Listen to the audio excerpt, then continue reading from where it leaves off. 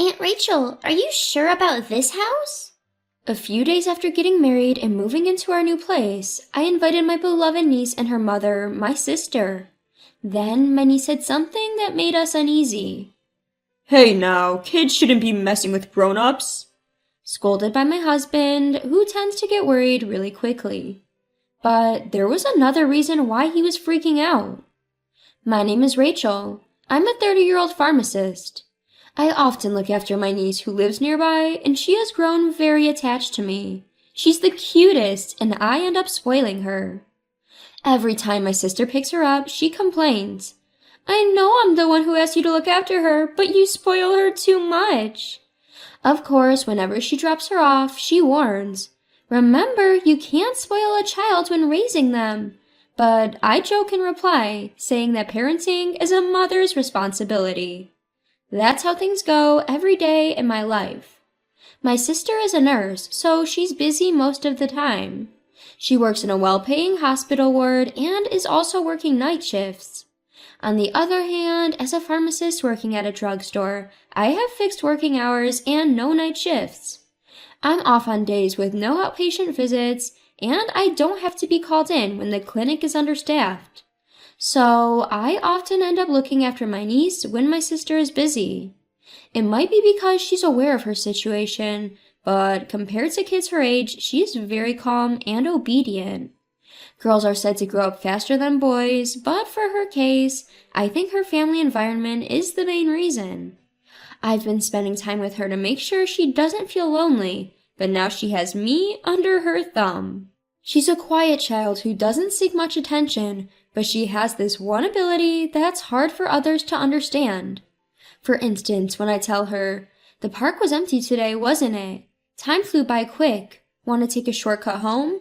She would give an eerie response saying, Rachel, Auntie, we shouldn't go that way. There's a bad thing. Let's take the long way around. And things like this happen often. What bad thing? I've heard that children have edged senses that allow them to see and hear things we can't feel, but is that for real? To be honest, I don't fully believe it. One day, a regular male customer at the pharmacy asked me out for lunch. When you hear a regular at a pharmacy, you might think he's sick, but that's not necessarily true. This man got injured while working, and he's just getting his treatment, so he's healthy overall. In the beginning, he visited frequently, and we casually chatted.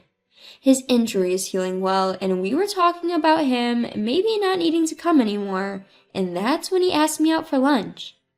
After a few lunch dates, he invited me out for dinner, and we had drinks at a rather fancy bar. Then I started to let my guard down with him and even shared some personal things about myself. It started to dawn on me that crossing that line into a relationship was just a matter of time, and then he proposed to me very passionately. I want to get married to you right now. I can't imagine my life without you, Rachel. Hearing him say that made me happy. I was overwhelmed by the realization that he needed me in his life, and I found no reason to reject him, so I accepted his proposal as if I was being drawn into it. Then, to my surprise, he picked me up in front of everyone, laughing like a child. I found that side of him charming. Furthermore, he suggested, "Let's have a ceremony just for the two of us, right now." He mentioned he knew someone in the bridal industry who could host and prioritize our wedding ceremony. While I was delighted, I still wanted to be blessed by our loved ones at our ceremony, so I turned down this suggestion. His disappointed face honestly made my heart ache. But I wanted our union to be blessed by others more than anything else, so I chose to stick with my decision. Even though he looked disappointed, he respected my feelings and withdrew his suggestion quite easily. That's also one thing I liked about him. The very next day, which was the happiest day of my life, I shared the news of our engagement with my older sister before she went to work. Seeing her joy, as if it were her own, made me relieved that I didn't have to rush to have our ceremony then. As I was happily recalling yesterday's events, he texted me saying he wanted to see me. When we first started dating, I remember him saying that he had a younger sister. However, I was surprised to hear for the first time that his sister was hospitalized at the moment. When I asked why he didn't tell me earlier, he explained that he didn't want me to accept his marriage proposal out of sympathy for him. He also pointed out the possibility of the opposite happening.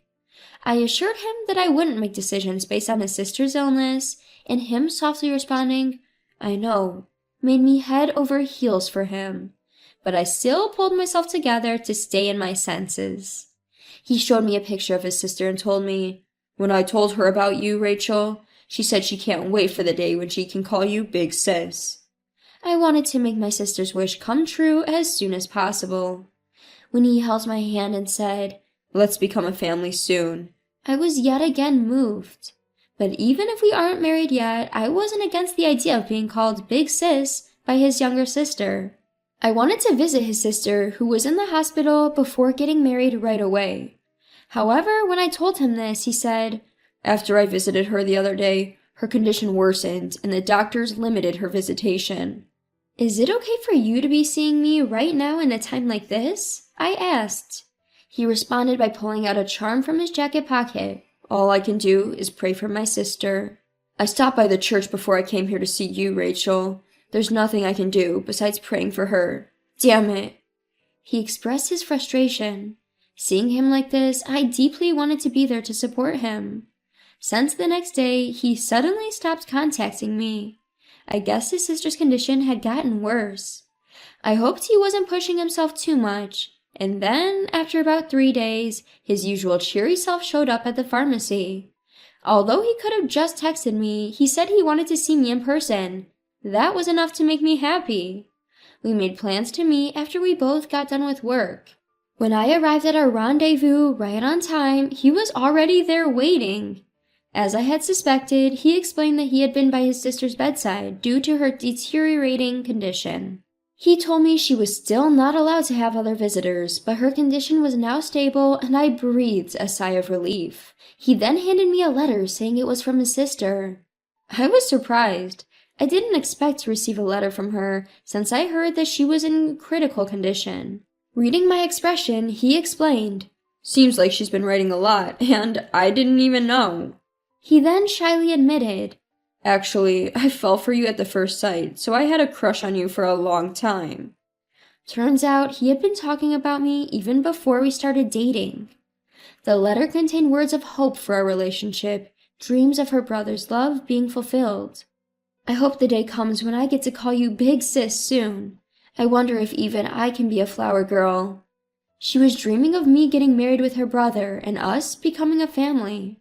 Fighting an illness is hard. It's probably a struggle to even use her limited energy to wish for others' happiness, yet the letter was filled with the thoughts of her brother getting married to me, which brought tears to my eyes. "Let's get married soon," I told him with excitement. It seems very unlikely that his sister will be able to attend our wedding, but I want her to be able to witness her beloved brother's big day. After some insistence, I got him to reveal the name of the hospital she was staying at, and I found a wedding chapel nearby. The chapel was visible to the naked eye from the patient's room or the rooftop, which made it feel like she could be there with us, and I begged to have our ceremony there. He was touched to know that I genuinely cared about his sister. He was fully down with the idea, and we soon fixed a date. Ideally, we wanted to choose one of those days known to be blissful, but we couldn't afford to be picky. The day we fixed for our ceremony happened to be less expensive, and it was the only day available, so we went with it without hesitation. While preparations were hastily underway, he made a suggestion. He asked if we could wait a bit longer to turn in our marriage certificate. His sister's condition had worsened, and she needed to go under a surgery as soon as possible. It seems like the medical bill was going to be more expensive than expected, that it was even affecting our wedding budget. As for me, it didn't feel right to have a wedding under such circumstance either. When I suggested waiting until after his sister's surgery, he exclaimed, "If she found out our wedding was canceled because of her, it would ruin her will to heal."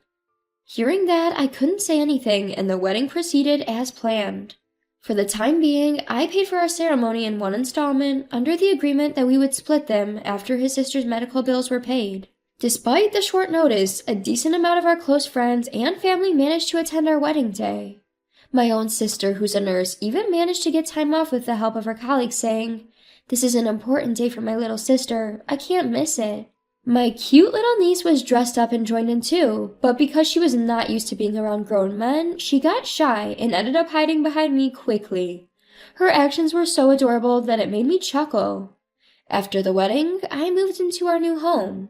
He had suggested me to move into his place, since his place was too big for him alone. Because we figured that his sister's surgery was going to cost more than we anticipated, we decided to not purchase a newly built home. I could support him for a while, but we couldn't tell when he'll be able to pay back the rest of our expenses. And so I decided to move into his place. My sister was understanding of my decision, but she still felt that it would be better if we had our own new place. So I decided to invite my sister and niece over. My boyfriend, he's my husband now, agreed to the idea. Upon visiting, my sister immediately began inspecting our house, showing her concern.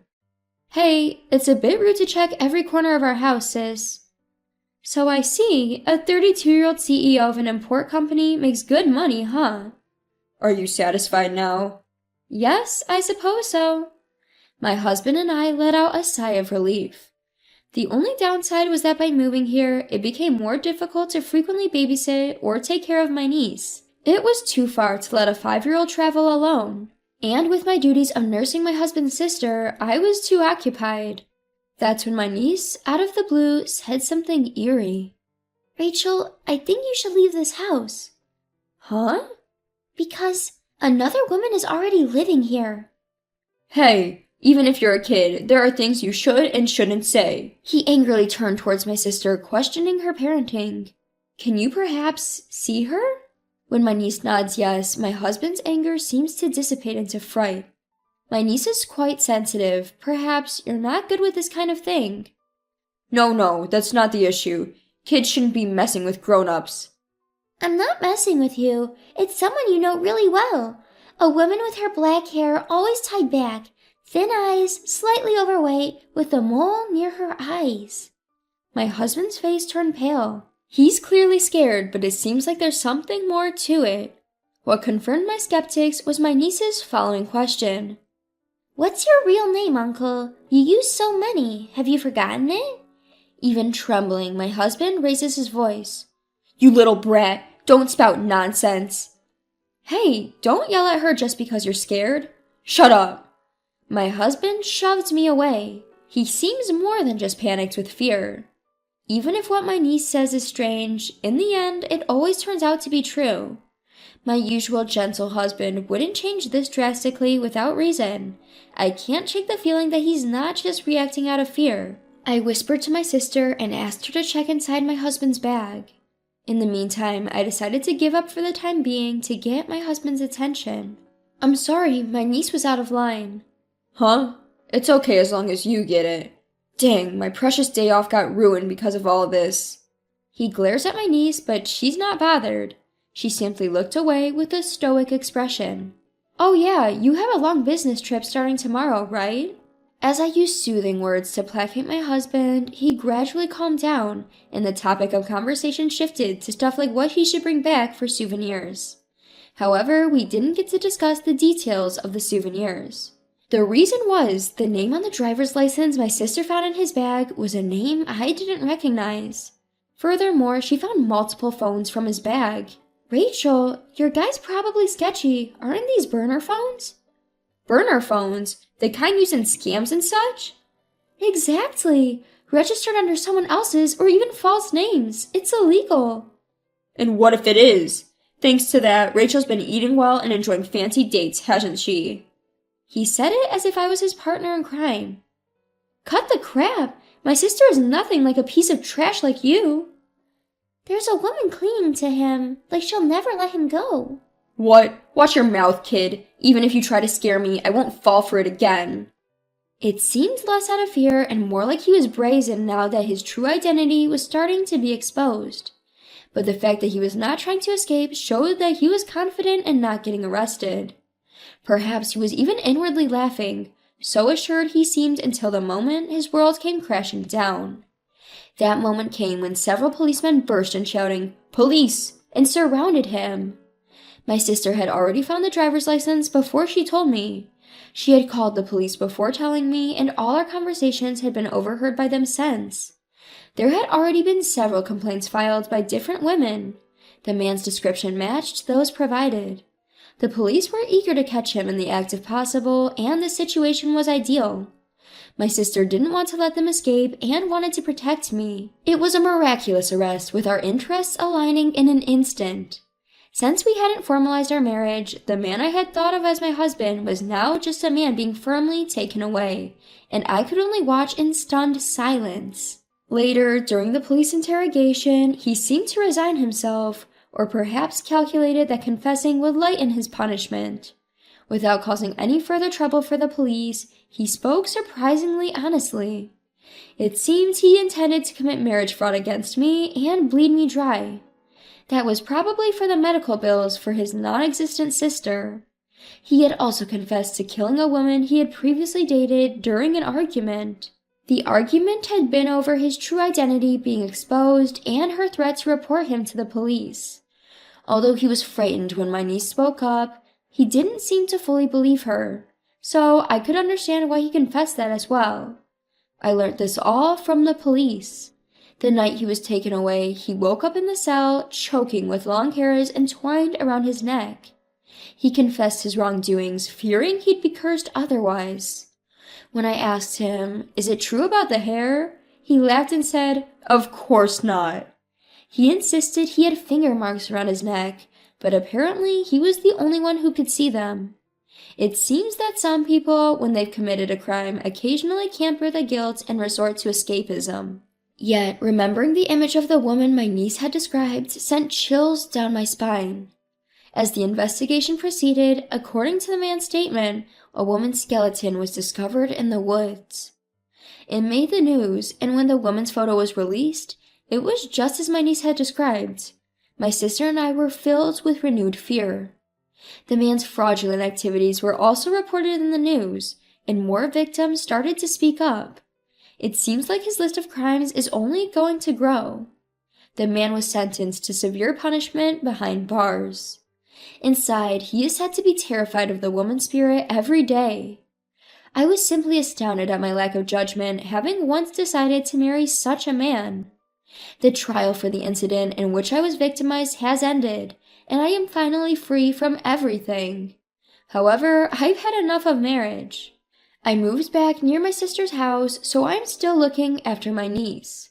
Today, while I was dropping off at my sister's house, I opened up to my sister about my hesitations toward marriage and love. She said, "You're just saying that now. You never know where or when you'll meet someone. Like, you could fall in love after you leave here today." She doesn't take it seriously. And time passed, and summer came.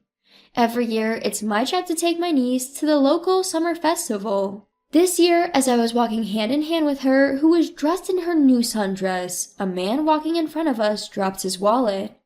I picked it up and tried to call out to him, but it seems my voice didn't reach him due to the loud surrounding noise.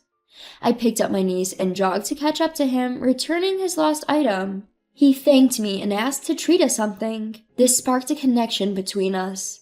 In the end, the three of us had a blast at the fair that day. You're lucky, Rachel. You've been tied to this man before you were even born. What?